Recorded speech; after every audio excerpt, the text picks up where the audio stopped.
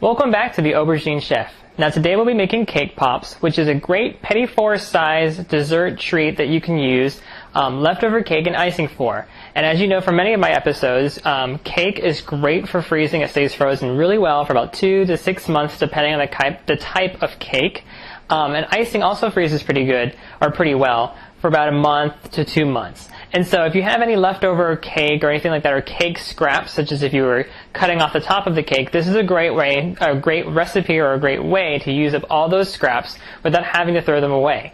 And for small-time bakeries and home bakers, this is a great way to make a little extra money without having to worry about all the waste that you're using up for those larger 3D cakes, sculpted cakes, or anything like that. So it's actually a very profitable way to use up some cake scraps. Now cake pops are actually really easy to make. There isn't this huge trick to it, so you don't have to worry about it being overly complicated. All you really need is some cake and some icing. And so the first thing we're going to do is we're going to combine some cake and some icing together.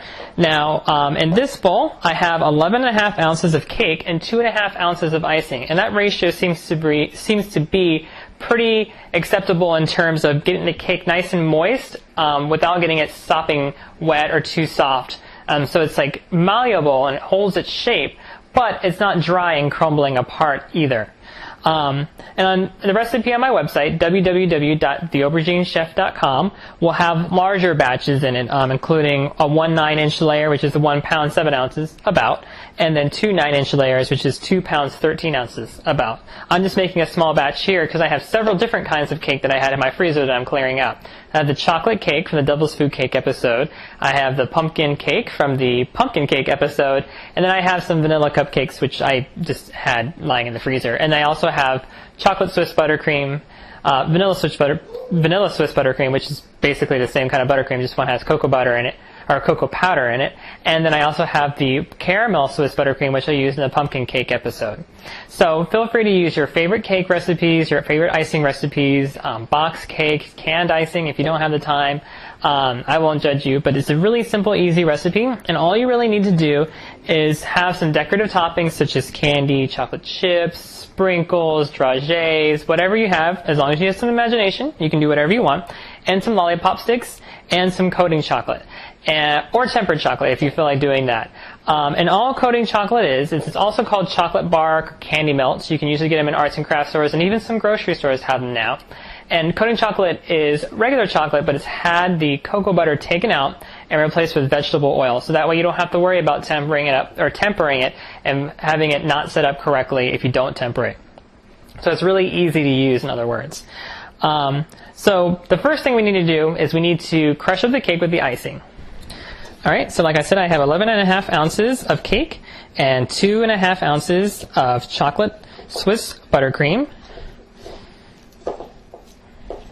And all you need to do is just knead it together.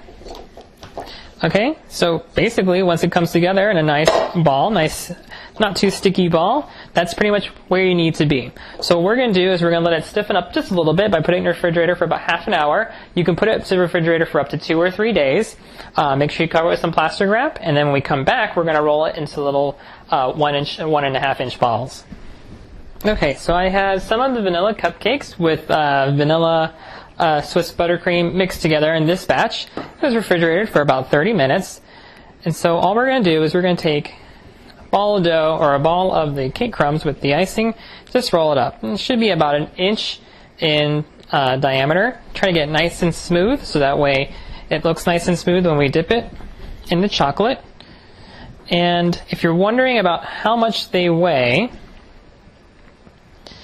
they're about 1 ounce perfectly. So I'm going to go ahead and roll out all the balls of dough, or all the balls of cake, and when we come back, we'll go ahead and start dipping them in the coating chocolate.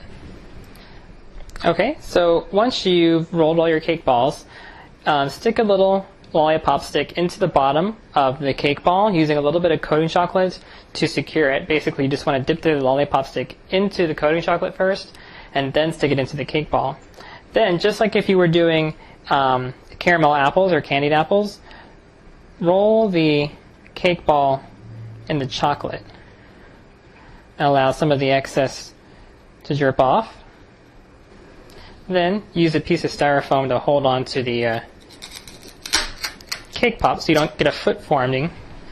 Okay, so I'll show you a few more tricks on how to decorate these. Of course, you can pipe on them with chocolate, tempered chocolate, or seized chocolate. To make seized chocolate, just add a couple drops of water to about 4 to 6 ounces of chocolate, tempered chocolate or coating chocolate, and it'll seize up, and then you can pipe it like buttercream. Pipe's a little bit easier in terms of like piping like buttercream.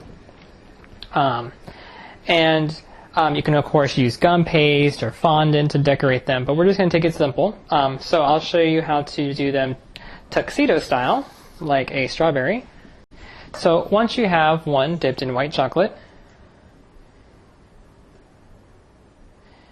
you want to dip it at an angle.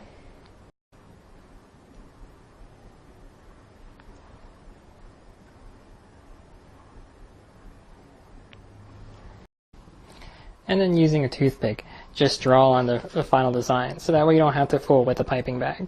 Now it's not that easy to do with a cake pop because of the lollipop stick, but it's still possible.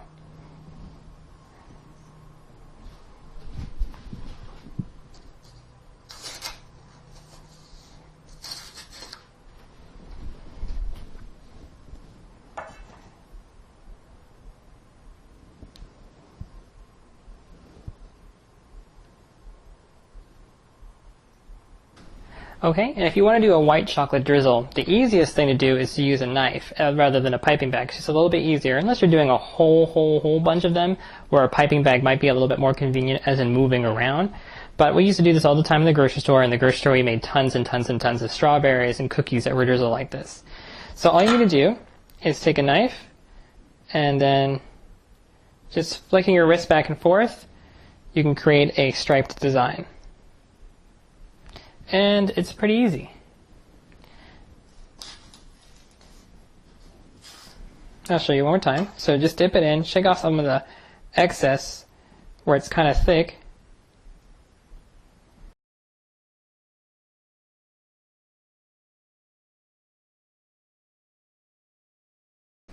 Okay, so that is some different ways to decorate some cake pops, especially for the New Year's. Now I used some silver dragées on these vanilla cake pops to kind of give them more of an elegant twist, and on some pumpkin ones with the caramel buttercream, I dipped them in white chocolate and then I rolled them in some crushed hazelnuts. I didn't really chop them up really fine because I thought they would have a little bit more texture. They look a little bit more rustic, more rough looking, but they kind of look like Ferrero Rochers, if you know what those are. So I hope you all learned something new today. I hope you all have a happy New Year. Thanks for watching, and remember, the Aubergine Chef, demystifying dessert, one recipe at a time.